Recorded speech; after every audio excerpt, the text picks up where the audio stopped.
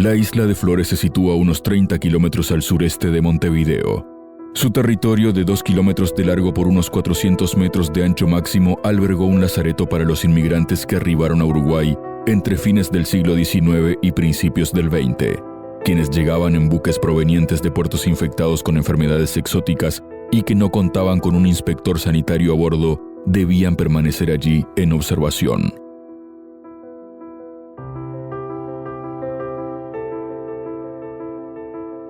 Las divisiones naturales de la isla de Flores reciben las denominaciones de primera, segunda y tercera isla en sentido de oeste a este. Tras su desembarco en la primera isla, los pasajeros debían pasar una revisión médica, mientras su ropa y sus objetos personales eran sometidos a una desinfección. Los más dichosos solo permanecían unas horas en el establecimiento, pero a quienes se les diagnosticaba alguna enfermedad debían guardar cuarentena.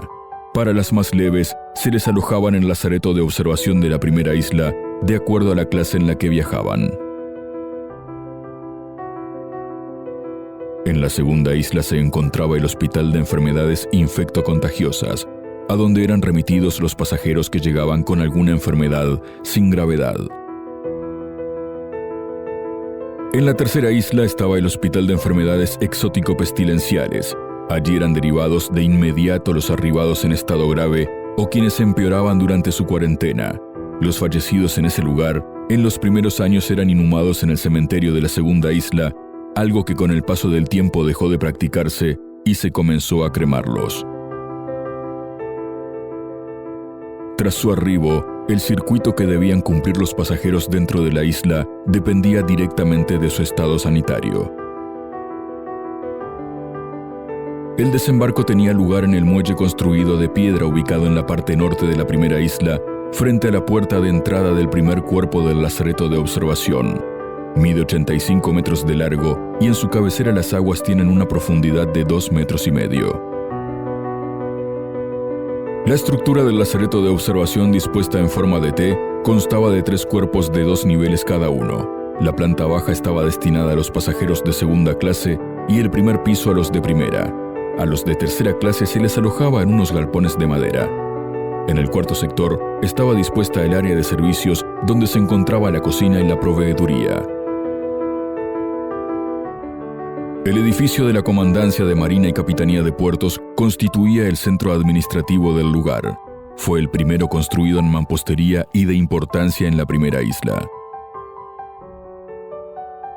El edificio del correo fue construido en 1896, donde a partir de entonces comenzó a funcionar la sucursal de correos y el telégrafo, servicios que hasta ese momento se desarrollaban en el edificio de la Comandancia. Inaugurado en julio de 1903, este edificio de 2 pisos podía albergar hasta 50 personas. Su planta baja era ocupada por el personal de marinería. Contaba con una larga fila de camas, a cuyos lados se colgaban las armas, y además tenía varias mesas de caballete. Una escalera de caracol conducía a la planta alta, que estaba dividida en 5 habitaciones destinadas a auxiliares de servicio y al hospedaje de visitas oficiales. Allí también se ubicaba el depósito general de ropa y armas. Con el amanecer del año 1828, la isla daba a luz a la navegación segura en el Río de la Plata. El 1 de enero fue inaugurado el faro. Su proyecto estuvo a cargo de los brigadieres Daniel Pedro Müller y Francisco Antonio Raposo, este último portugués al servicio del Real Cuerpo de Ingenieros de Portugal. En el año 1911 se construyó una ampliación de su altura en 5 metros, situándolo así en los 37 metros sobre el nivel del mar. En 1903 se construyó un nuevo edificio destinado principalmente a los pasajeros de tercera clase, que sustituyó a los galpones de madera existentes. Estaba dividido en 4 grandes habitaciones e incluía letrinas. El departamento de desinfección, construido entre 1888 y 1891, situado en la primera isla, estaba dividido en limpio y sucio.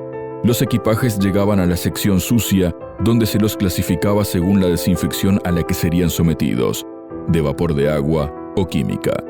Los artículos a ser desinfectados en las estufas eran introducidos por un lado de ellas y recogidos por el otro ya purificados. Los que no podían someterse a elevadas temperaturas eran purificados en una cámara de desinfección química mediante los vapores del ácido sulfuroso. En la segunda isla se localizaba el Hospital de Enfermedades Infectocontagiosas.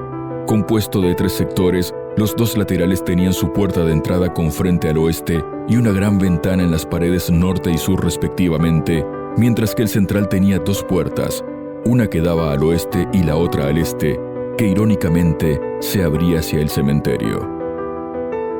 La necesidad de un puente que uniera la segunda con la tercera isla era imperiosa. El primero, construido en madera, quedó listo en 1911, pero en julio de ese año un temporal lo destruye. Para sustituirlo, en 1912 comienzan las obras de un puente de hormigón armado, inaugurado el 26 de enero de 1914. A los 3 meses, también es devastado por un brutal temporal. En la tercera isla se hallaba el Hospital de Enfermedades Exótico-Pestilenciales. Dividido en 2 salones por un tabique de madera con puerta al centro, cada uno recibía a 6 enfermos. Su suelo era de baldosas y carecía de cielo raso. En la zona de administración y servicio de la tercera isla se encontraba el chalet del médico, la cocina, el desinfectorio y las habitaciones de practicantes y peones. En 1903 se construye el horno crematorio que luego sería inaugurado tras una larga controversia entre el Estado uruguayo y la Iglesia, que se oponía a la práctica de la cremación.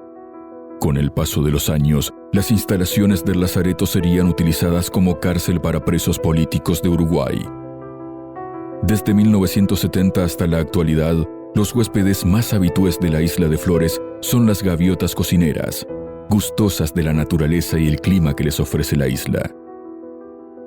El anfitrión de todas ellas es el faro, quien a pesar de su longeva edad, todavía permanece trabajando cada noche e iluminando los caminos de su singular morada. El faro todo lo ha visto y vivido.